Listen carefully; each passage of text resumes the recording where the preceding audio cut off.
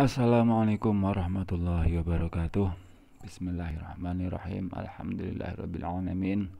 Wassalatu wassalamu ala asyrofil anbiya wal mursalin wa ala alihi washabbihi ajmain. Bagaimana kabar anak-anak semuanya? Tetap sehat semuanya ya. Semoga kita semuanya tetap diberikan kesehatan, bisa tetap menjalankan aktivitas dengan baik.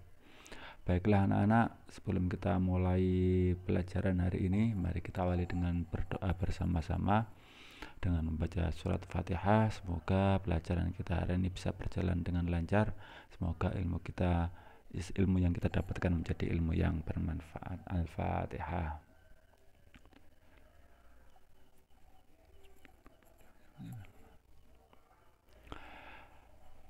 Oke, pada pertemuan kali ini, pertemuan kedua di semester genap, kita akan mempelajari periode pemerintahan dari Salahuddin Al-Ayyubi atau periode pemerintahan dinasti Ayyubiyah. Tapi yang di sini yang saya jelaskan ini adalah khusus periode pemerintahannya Salahuddin Al-Ayyubi, bukan pemerintahan dari dinasti Ayyubiyah secara umum. Nah, sebelum kita ke periode pemerintahnya, ternyata setelah dinasti Ayyubiyah ini bukan berdiri ya, kita lebih fokus kepada Salahuddin Al-Ayyubi.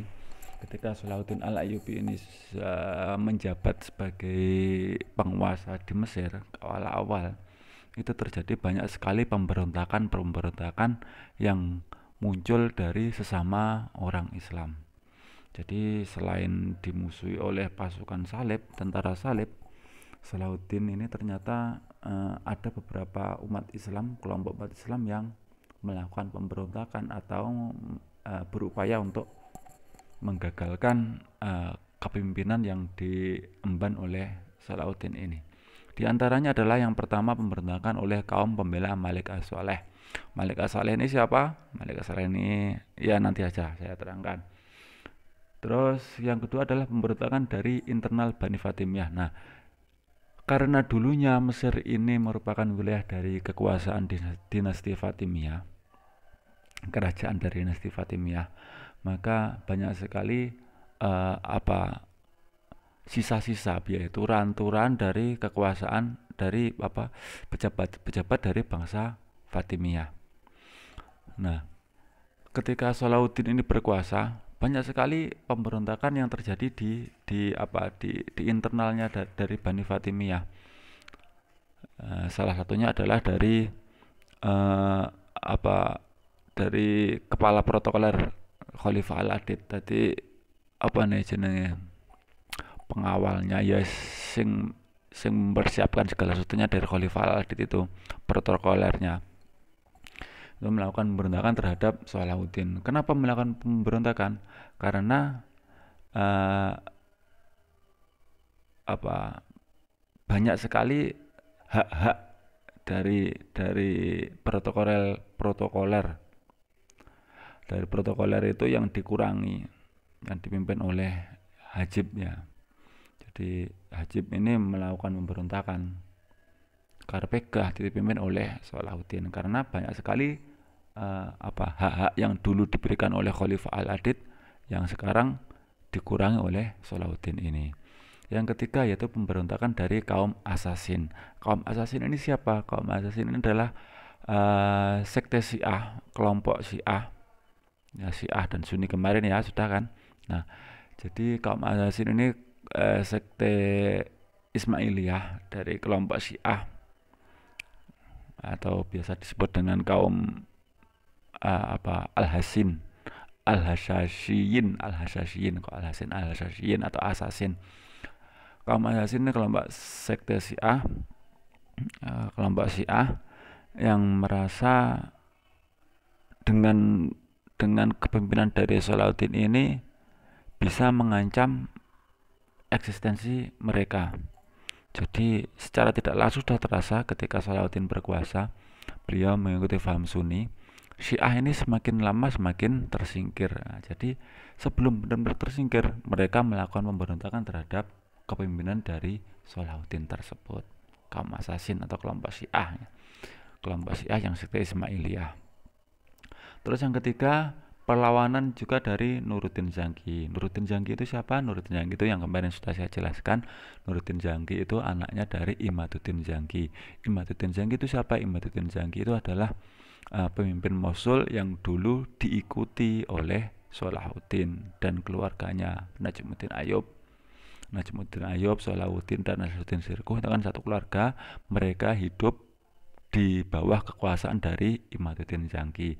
Imaduddin Zangki punya anak yang bernama Nuruddin Zangki. Nah, ketika Imaduddin Zangki wafat, ini Nuruddin Zangki juga akhirnya meneruskan bersama kakaknya Ghazi, kakaknya Nuruddin Zangki. Mereka membagi kekuasaannya. Nah, nanti perlawannya seperti apa nanti saya jelaskan. Periode dari perjuangan Salahuddin yang pertama adalah periode berjuang di Mesir.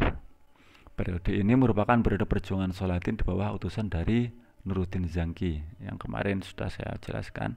Jadi perjuangan di Mesir ini adalah perjuangannya Salahuddin untuk mengamankan Mesir dari tentara salib di bawah utusan dari Nuruddin Zangki. Nuruddin Zangki mengutus Asaduddin Sirkuh dan Salahuddin untuk mengamankan Mesir dari Amauri, dari Dirgam, dan juga dari menterinya sendiri yaitu Sawar. Dan hingga akhirnya Salahuddin berhasil menguasai Mesir, mengamankan Mesir dari tentara salib khususnya, dan mengembalikan Mesir menjadi wilayah kekuasaan Islam, dan akhirnya malah menjadi penguasa penuh di Mesir ini.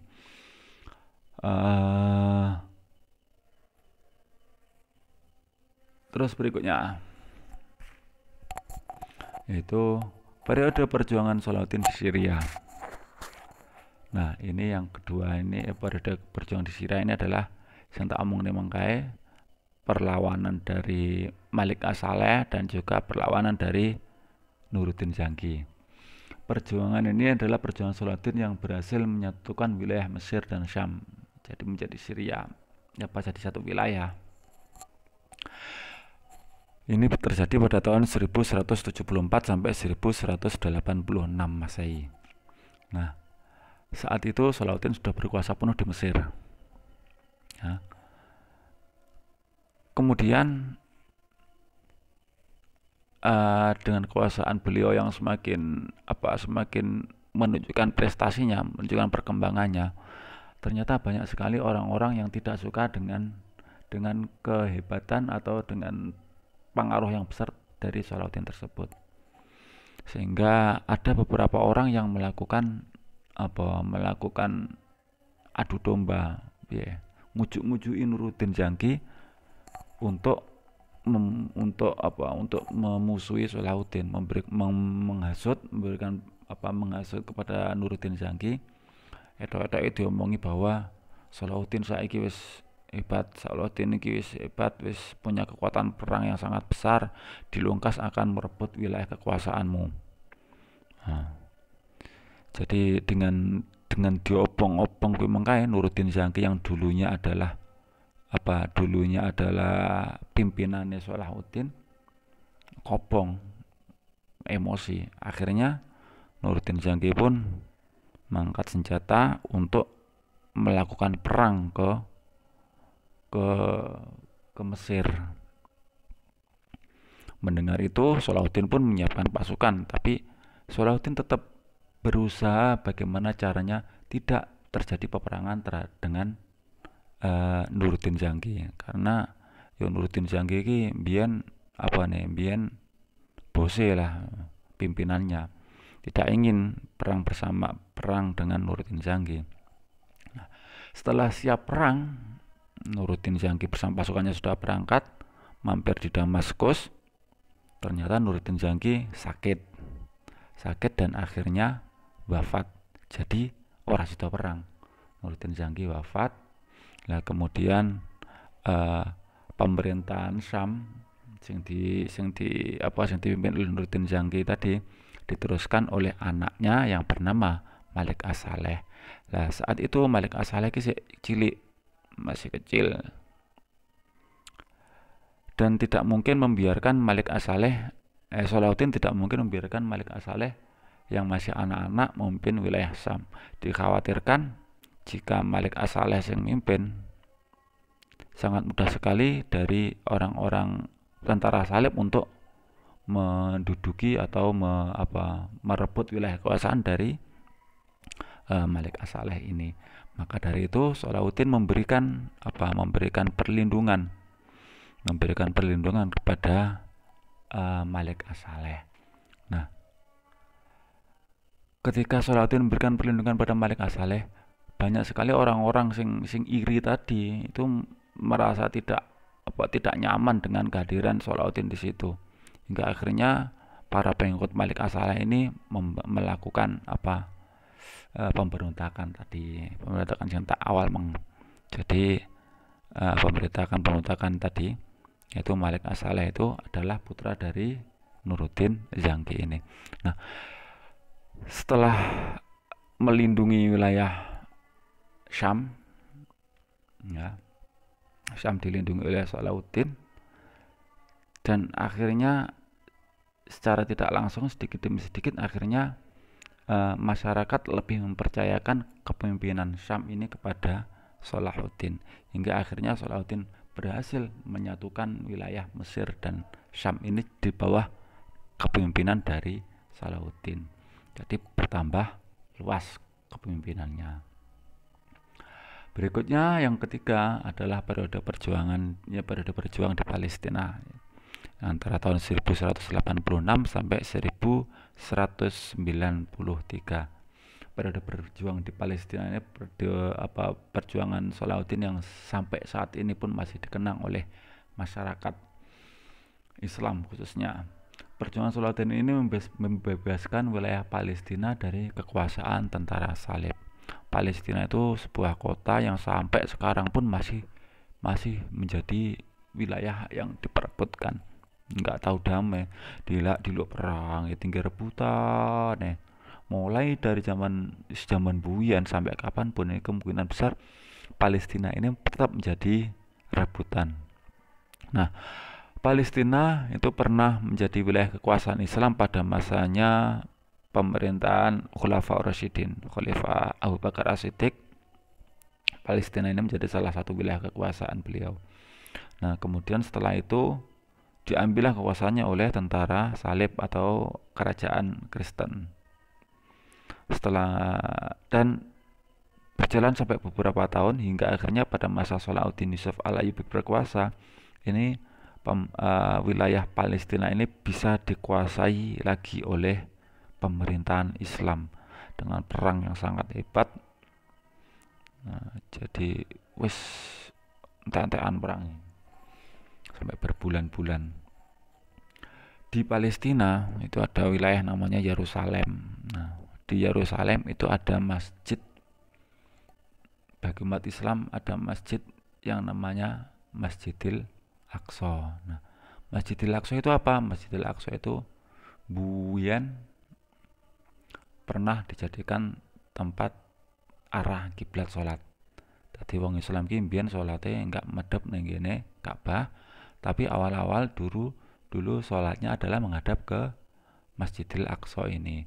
Kemudian turun wahyu kepada Nabi Muhammad yang menyuruh untuk kiblatnya sholat berubah menjadi menghadap ke kiblat ke Ka'bah sekarang ini. Masjidil Aqsa juga pada kisah Isra dan Mi'raj juga merupakan tempat yang sangat bersejarah bagi umat Islam.